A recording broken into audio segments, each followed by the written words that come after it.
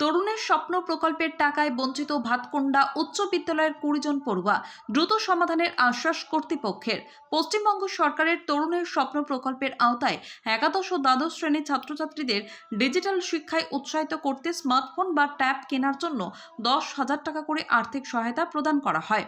এই অর্থ সরাসরি শিক্ষার্থীদের ব্যাংক অ্যাকাউন্টে ডাইরেক্ট বেনিফিট ট্রান্সফার পদ্ধতিতে পাঠানো হয়। জানুয়ারি 2026-এ রাজ্যের বিভিন্ন বিদ্যালয়ে এই প্রকল্পের টাকা পৌঁছল। পূর্ব বর্ধমান জেলার আউশগ্রাম 2 নম্বর ব্লকের ভাতকুন্ডা উচ্চ বিদ্যালয়ের প্রায় 20 জন ছাত্রছাত্রী এখনও সেই আর্থিক সহায়তা থেকে বঞ্চিত বলে জানা গিয়েছে। বিষয়টি সামনে আসতেই উদ্বেগ তৈরি হয়েছে অভিভাবক মহলে। বিদ্যালয়ের ভারপ্রাপ্ত প্রধান শিক্ষক শ্রী দেবদাস নাগ জানান, 8ই জানুয়ারির পর থেকে বিভিন্ন স্কুলের অ্যাকাউন্টে ট্যাব কেনার অর্থ পাঠানো শুরু হয়, কিন্তু তাদের বিদ্যালয়ে তা সম্ভব হয়নি কিছু প্রশাসনিক জটিলতার কারণে। বলতে প্রথমেই আমাদের রাজ্যের মাননীয় মুখ্যমন্ত্রী মমতা ব্যানার্জি মহাশয়কে অসংখ্য ধন্যবাদ যে এরকম একটা তরুণের স্বপ্ন প্রকল্প ছাত্রছাত্রীদের মধ্যে প্রচলন করার জন্য। কিন্তু আমাদের 8ই জানুয়ারির পর থেকে বিভিন্ন স্কুলের অ্যাকাউন্টে টাকাটা ঢুকলেও আমাদের স্কুলে এতদিন সম্ভব হয়ে ওঠেনি। তার অনেকগুলি কারণ আছে। সেই কারণগুলি পর্যালোচনা করলে প্রথমেই দেখা যাচ্ছে যে আমাদের যিনি প্রধান শিক্ষক মহাশয় ছিলেন তিনি অবসর গ্রহণ করেছেন 31শে ডিসেম্বর 2025 সালে, এবং আমি দায়িত্বভার নিয়েছি 1 মাস আগে। কিন্তু ঘটনাচক্রে যে মোবাইল নম্বরে রেজিস্টার করা থাকে সেই মোবাইল নম্বরে ওটিপিটা যায় আর কি। কিন্তু ঘটনাচক্রে সেই মোবাইল নম্বরটি অন্তর্ভুক্ত আছে আমাদের অবসরপ্রাপ্ত শিক্ষক মহাশয়, অবসরপ্রাপ্ত প্রধান শিক্ষক মহাশয়। তো সেখান থেকে আমাদের যখন এখানে কাজটা করা হচ্ছে, তো ওটিপিটি সেই প্রধান শিক্ষক মহাশয়ের কাছে যাওয়ায় ওটিপিটা পেতে আমাদের অসুবিধা হচ্ছে, এবং ওটিপিটা ঠিকমতো সময়ে পুট না করার জন্য ছাত্রছাত্রীদের অ্যাকাউন্টে টাকাটা পৌঁছতেও সম্ভব হচ্ছে না। আজকে আমরা চেষ্টা করছি যে ছাত্রছাত্রীদের অ্যাকাউন্টে টাকাটা অন্তর্ভুক্ত করার। অলরেডি আমাদের প্রসেসিংয়ে 7জন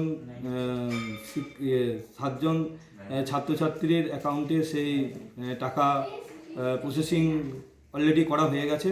বাকিগুলোরও চেষ্টা করছি যত দ্রুত সম্ভব সেই অ্যাকাউন্টে টাকাটা তারা যত পেয়ে। আপনার নাম ও পরিচয়? আমার নাম হচ্ছে, আমি শ্রী দেবদাস নাগ, বর্তমানে ভারপ্রাপ্ত প্রধান শিক্ষক পদে ভাতকুন্ডা হাই স্কুলে নিযুক্ত হয়েছি। স্যাররা বলেছেন যে আমরা টাকা দেবো, কিন্তু স্যারা ওটিপি ঢোকানোর চেষ্টাও করছে। যেহেতু আমাদের আগের শিক্ষক যিনি হেড টিচার ছিলেন তিনি রিটায়ার্ড হয়ে গিয়েছেন, এবার ওনার মোবাইলেই ওই ওটিপিটা, কোনো সমস্যার জন্য সেই ওটিপিটা দিতে পারছিলেন না। তো আমাদেরও অনেকটা দেরি হয়ে গেছিলো, যেহেতু ওই কারণে আমরা কোনো কিছু না ভেবে আমরা দাদা লালন গ্যারায়ের ওনাকে কালকে পরশু দিন একটা দরখাস্ত লিখেছিলাম, এবং উনি আমাদেরকে সাহায্য করেছেন। এবং স্যাররা বলছেন যে কিছু দিনের মধ্যে বা 1 সপ্তাহের মধ্যে তোমাদের টাকা ঢুকবে। আউশগ্রাম 2 নম্বর ব্লকে 13টি স্কুলের ম্যানেজিং কমিটি চেঞ্জ হয়েছে, কিন্তু ম্যানেজিং কমিটিটা এমনভাবে চেঞ্জ হয়েছে সেটা আমরাও আবার কেউ জানি না। কারণ আমরা হঠাৎ করে দেখছি যে এমন কিছু ম্যানেজিং কমিটিতে দেওয়া হয়েছে যে তিনারা কিন্তু স্কুলমুখী নয়, এবং জনসেবার মধ্যে তিনারা পড়েন না, স্কুলের লক্ষ্যও রাখেন না। তাই আমাদের এই ভুগছি যে ম্যানেজিং কমিটিগুলি অতি শীঘ্রই আমার জেলা সভাপতিকে আমি জানিয়েছি যে এইটা অতি শীঘ্রই আমাদের চেঞ্জ করতে হবে, নয় আমাদের পার্টিরও আজকে বদনাম। কারণ একটাই জিনিস যে মামাটি মানুষের সরকারের লক্ষ্য কি, জনমুখী আজকে বাজেট হয়েছে, জনমুখী প্রকল্প দিচ্ছেন। আজকে ওই যে ICDS থেকে দিদির খাবার খেতে শুরু হচ্ছে, মায়ের গর্ভ থেকে মৃত্যু পর্যন্ত প্রকল্প। দেখুন স্কুলে যাচ্ছে ছেলে মেয়েদের বই খাতা জুতো, এমনকি কন্যাশ্রী রূপশ্রী যুবশ্রী উচ্চশিক্ষায় শিক্ষিত হতে গেলে তাকে একটা ট্যাবও দেওয়া হচ্ছে। তাই এই ট্যাবের জন্যে ছাত্রছাত্রীরা যে আমার কাছে এসেছিলেন তেনারা দরখাস্ত দিয়েছেন।